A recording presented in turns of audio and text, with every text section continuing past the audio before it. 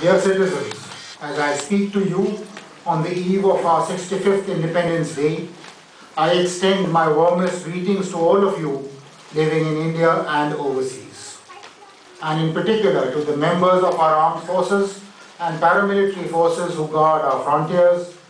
She has extended her special greetings. This significant day in our nation's calendar takes us back to the events that made our country a free nation. It is to Mahatma Gandhi, the father of our nation, to all the other leaders of our freedom movement, and to the millions of people of our country who fought with bravery and courage, that we pay homage. Our independence was won on the principles of truth and non-violence. It is this, as well as the transformational impact that it has had in other parts of the world, that makes our freedom struggle so exceptional.